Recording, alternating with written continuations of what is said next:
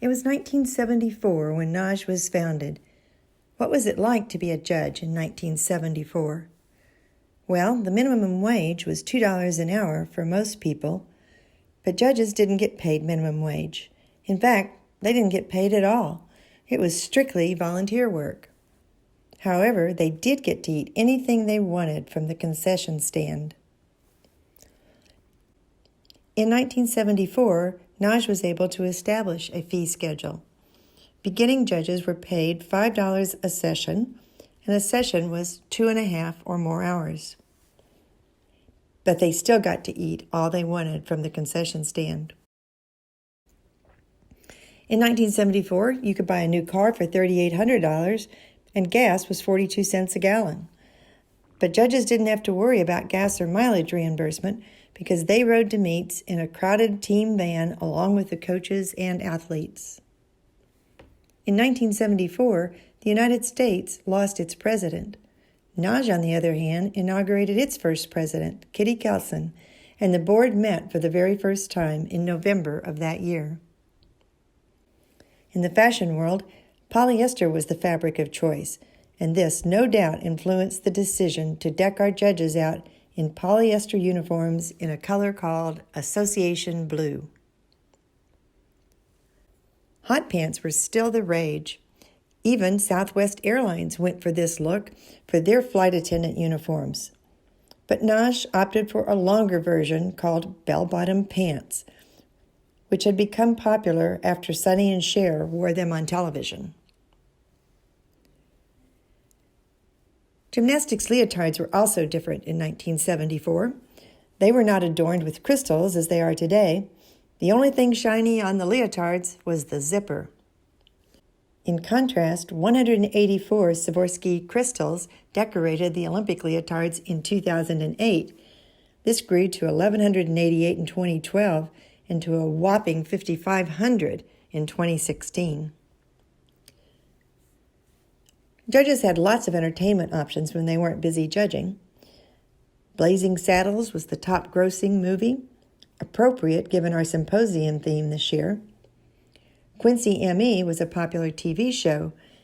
There was even an episode that featured gymnastics.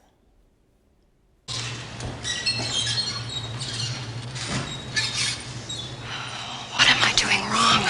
You're rushing your routine. Would you just relax?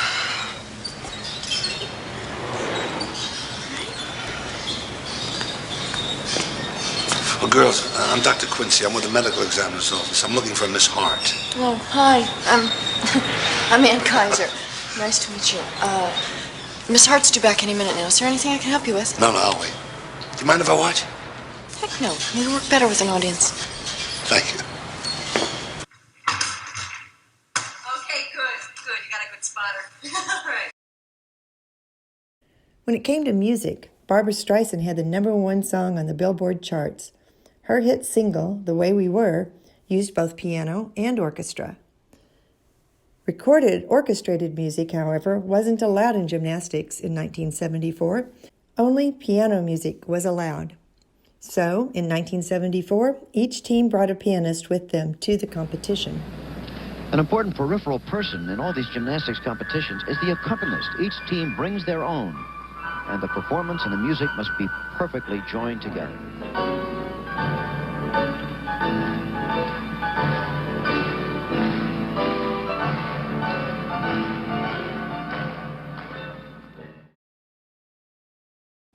Balance beam was also different in 1974. Gymnasts competed on solid wood beams without any covering. But the gymnasts at the 1974 World Championships got to work out on beams with 2 different new covers, leather or carpet, to see how they liked each one. They voted for leather. I think we're glad about that. Beam made the news not just because it was soon to be covered. Olga Korbut had shocked the gymnastics world in 1972 when she did a backflip on beam. By 1974, the FIG had decided that the backflip was not characteristic of movements on beam. Countries that allowed their athletes to use this skill were going to be held personally responsible for any injuries. The FIG ordered a study to analyze the safety of the backflip for female athletes. I guess they didn't anticipate what was to come. The U.S. was busy picking its national team for 1974. Kathy Rigby and her husband were the announcers for the competition. Kathy continued in sports broadcasting for 18 years while simultaneously starring on Broadway as Peter Pan. The U.S. team for the 1974 World Championships included our own judge, Joan Rice, now Joan Nat. Joan is pictured in the middle, along with Jeanette Anderson, Diane Dunbar, Debbie Fike, Ann Carr, Kathy Howard, and Barbie Mislak.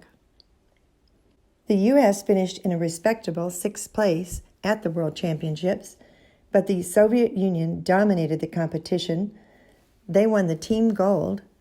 In addition, Olga Korbut won vault, Lyudmila Tereshcheva won beam, floor, and the all-around.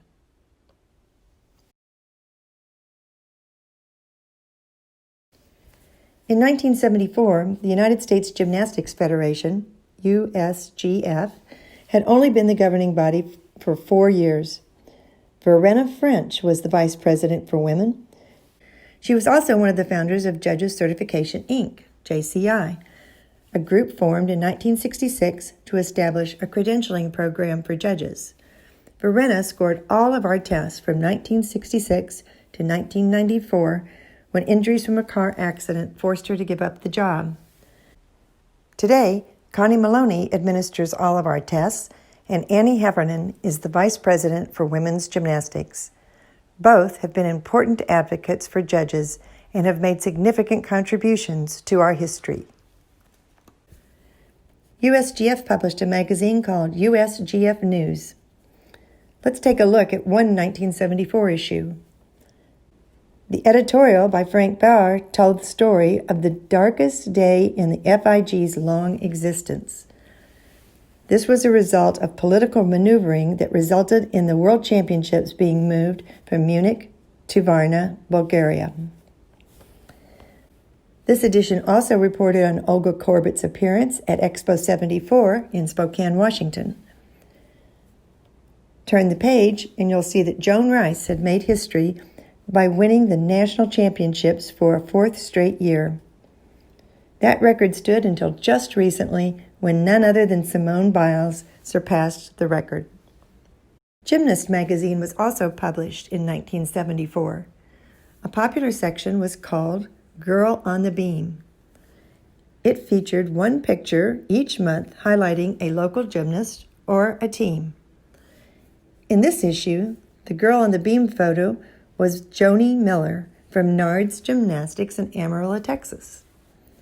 In a later issue, this photo was featured with the caption, "Girl on the beam? Or is it under the beam?" The magazine also printed news about collegiate gymnastics. The 1974 Nationals were sponsored by the Association of Intercollegiate Athletics for Women. The meet was won by Southern Illinois University. Although the NCAA sponsored the men's national championships since 1938, it was not until 1982 that the NCAA sponsored the women's nationals. However, at the men's nationals in 1974, computers were used for the first time. In an article by Jim Walton, he answered the question, "What can a computer tell you?" Well, he said, it can give you the standings in any given event. It can give you the team total at any time during the competition, and it can tell you where a given performer stands in the all-around. We've come a long way with live scoring available over Wi-Fi on smartphones. 1974 marked another important first. It was the year of the first USGF Junior Nationals. The competition had 15 athletes in total from 7 of the 8 regions. A car accident prevented Region 5 from making it to the meet. There were 2 age divisions, junior and senior. The meet was exhausting for the athletes because they competed compulsory and optionals on the same day. There were lots of falls attributed to fatigue. The meet was changed to a 2-day format the next year. In contrast, the 2019 Nationals had 12 age divisions with 56 athletes in each, for a total of 672 competitors. Region 5 not only made it to Nationals this year, they won the Super Team Award. In 1974, the world was preparing for the new compulsories that would come out a couple of years later. The film test was a controversial subject. Jackie Fye reported that she had heard the routines would be on loop film. Quote, "This is very unfortunate. The cost is prohibitive. It would be so nice to have them available on Super 8 film." Unquote. In the junior program, another controversy was brewing. Renee Hendershot reported in the USGF News that she had been approached by a befuddled coach with the compulsory routines in hand, saying, "I would like to know what you judges are looking for in the pre-flight for the layout squat vault." Those who were involved in gymnastics in this era will recall that at one time the pre-flight was supposed to be high, and at another time it was supposed to be low. Well, this year we heard the same question from more than a few befuddled coaches and judges while we tried to learn how to judge the new 6-7 vaults. Finally, one of the 1974 issues of Gymnast magazine printed this photo of the nation's top judges and asked readers to name them. Unfortunately, the answers weren't provided, so we would like to invite you to help us with the names. We will post copies of this photo in several symposium rooms, and if you recognize any of the judges, please write the name on the photo. One thing that you'll notice that has changed is that these judges aren't wearing a uniform. There's nothing that identifies them as meet officials. They say a picture is worth 1,000 words, and this next picture says it all. In closing, Lee Bella prepared the historical overview for our last National Symposium held in Atlanta in 2014. She passed away unexpectedly a year and a half later. The history section of the NAWGJ website is dedicated to Lee because she was such a great historian and web communicator. In memory of Lee, this video will close with the last slide of her 2014 presentation. Far from being the end, we're here to explore new frontiers and steer our path forward. We hope you enjoy the program and the camaraderie of this, our 45th anniversary.